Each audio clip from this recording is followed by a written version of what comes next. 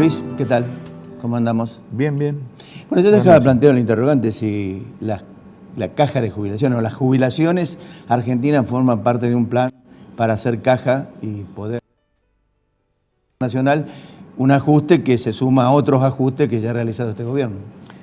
Sí, en realidad, para contextualizar esto, cuando se habla de los jubilados se habla de una manera muy superficial o digamos, siempre queda reducido a un relativamente grupo muy chico de expertos. No es lo mismo desde el punto de vista social una protesta sobre la política educacional o sobre la política de salud, porque la gente sale a la calle. El jubilado queda ahí siempre en la retórica del reclamo del que no es jubilado, pero en realidad la preocupación no es tal al momento que tiene que ser. Con esto significa que el sistema previsional en sí es un subsistema del sistema macroeconómico. Es decir, si el sistema macroeconómico no funciona, hay desempleo, inflación, los ingresos no alcanzan para cubrir los egresos del Estado. Informabilidad laboral. Informabilidad laboral, y que en definitiva todo eso se reduce en un déficit fiscal. Evidentemente el sistema macro no le puede pedir la solución al sistema de jubilación, porque el sistema de jubilación vive de los frutos que da el sistema macroeconómico, a través de sueldo, digamos, como tendría que ser, pleno empleo. Bueno. Entonces, en este contexto, ha habido también una administración muy pésima respecto del sistema previsional propiamente dicho, me refiero al nacional, en el sentido de que ha habido moratorias indiscriminadas, donde se han introducido más de 3 millones de personas por la ventana al sistema sin haber pagado, y los responsables son los que ahora están buscándole la solución a este déficit que es imparable. Entonces las exigencias precisamente del Fondo Monetario y de los organismos internacionales es que hay que achicar ese déficit. Y se les ocurrió ahora en diciembre hacer una emergencia in totum, digamos, dentro de eso meten el sistema previsional y buscan, yo diría cínicamente, hablan de una solidaridad, y la solidaridad del sistema es intergeneracional, o sea, es del activo para con el pasivo, y acá han buscado una solidaridad interpares, digamos, o sea, de los propios jubilados.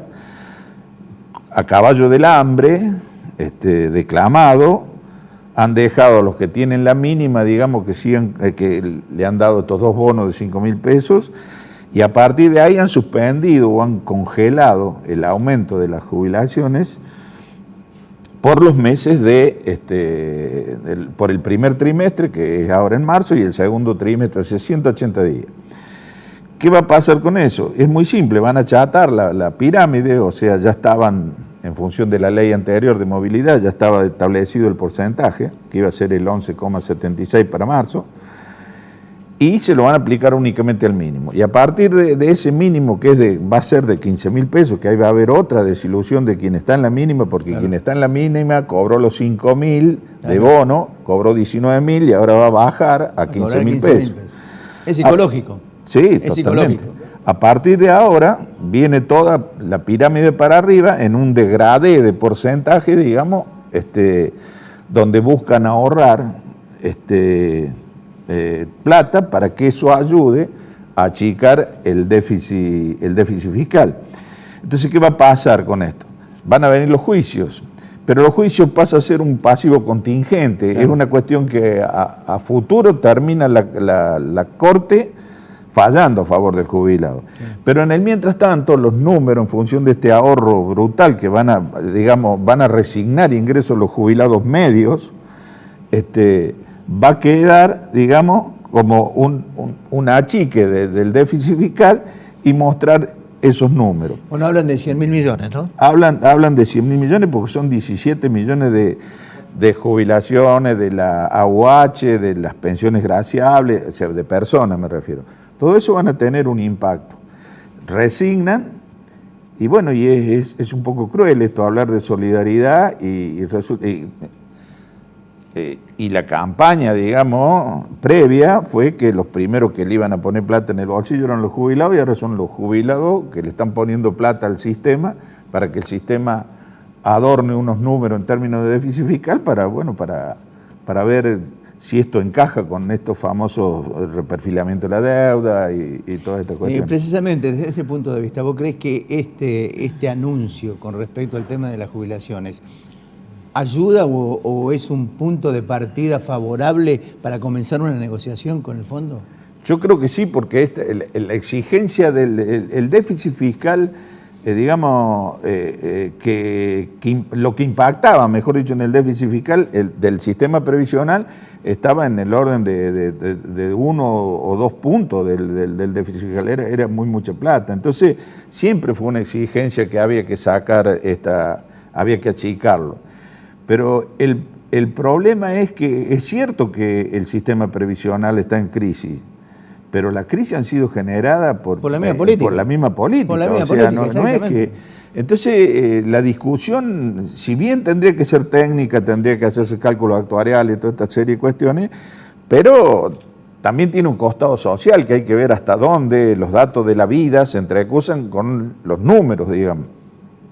Y aquí están haciendo una cuestión que el jubilado, cuando aparezca en su haber, digamos, esta exacción que le van a hacer de prepo, y van a hacer juicios, todos juicios al Estado, y que en definitiva lo terminan ganando, porque hay una historia también en esto. Sí. O sea, los haberes previsionales estuvieron durante la década del 90 y parte de la primera década de este siglo congelados.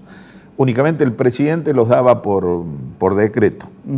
Que es la potestad que le han dado ahora a este presidente. Entonces producían un aumento fijo, digamos, y se iban achatando las pirámides, y bueno, y cada vez el que estaba en la mínima, todos tendían a ir a la mínima. Hasta que salió un fallo, el fallo Badaro, el caso Badaro. Entonces eso no tuvieron más remedio que dictar una ley de movilidad para darle certeza al jubilado, porque el jubilado no es como el activo tiene un convenio colectivo de trabajo, demanda paritaria, no acuerda con paritaria, derecho de huelga, constitucionalmente está garantizado, pero el pasivo no tiene paritaria. El pasivo no discute haberes. Entonces hay una cláusula constitucional, que es el 14 bis, que dice que tiene que haber la movilidad fijada por ley para que él se quede en la tranquilidad de que su haber previsional, digamos, va a tener una suerte de equiparación o de acompañamiento con lo que vaya sucediendo en el sueldo del activo. Claro. Entonces, tuvieron casi 15 años hasta que salió el fallo Badar, hubo que dictar esa ley. Después la cambió Macri a los 2 años y hubo un problema de empalme de la ley, generó otro juicio más, y se van perdiendo todos esos juicios, porque la jubilación es el sustituto del salario, es el único ingreso que tiene el jubilado. Vos dijiste el tema político. Bueno, acá una decisión política en un determinado momento, cuando asume de la Sota, jubila a mansalva, sí. Y originó un problema con la caja de jubilaciones. Sí. ¿Cómo se resuelve el problema de la caja de jubilaciones de Córdoba? ¿Armonizando? El problema de la caja de jubilaciones viene precisamente ya de la época de Mestre padre, cuando dicta aquel famoso 1777 que hacía el 82 del 82 para... Y después de la Sota, paradójicamente, gana la elección prometiendo la devolución del 82, hace 20 años que gobiernan y no vino el 82, y al contrario, hoy en día están en el 77, 79 más o menos, porque han ido buscando definiciones, sería muy largo explicarlo, núcleo duro, toda una serie de cuestiones. En realidad el 82 no volvió nunca, pero no solamente que no volvió el 82, sino que el déficit fue incrementándose de una manera exponencial, y hoy en día se encuentra ante esta situación de que se han ido haciendo acuerdos con la Nación, donde la Nación financiaba una parte del déficit de la caja. Y ahora le han tocado timbre al gobernador y le han dicho que esa plata que está reclamando, digamos, para paliar ese déficit, en el sentido de la comparación que hacen, que Córdoba tiene las jubilaciones mucho más altas que la provincia, bueno, va a tener que buscar alguna especie de armonización, porque si no esa plata, no se lo han dicho directamente, pero han dicho, es decir, aparece una palabrita acá que siempre anduvo dando vuelta, que es armonización, y es buscar alguna equiparación de los sistemas. Me parece que en eso va a haber que tener ahí el ojo puesto, porque va a ser una discusión que se va a generar. ¿Vos creés, concretamente, después de tu paso como presidente de la Caja de Jubilación, ¿crees que va a haber una reforma en la Caja? Yo creo que indefectiblemente tiene que ir a una reforma, pero las reformas tienen que ser consensuadas. Claro. Las reformas tienen que ser los verdaderos dueños de la caja, que son los activos, Así es. los pasivos, el Estado, que es el que garantiza esto, y buscar consenso. Pero acá aparece un funcionario que parece que la sabe todo y congela, saca, pone y bueno. Y No, así. la Caja está intervenida. Claro, así. No así. está en manos de quienes tendría que estar. Exactamente.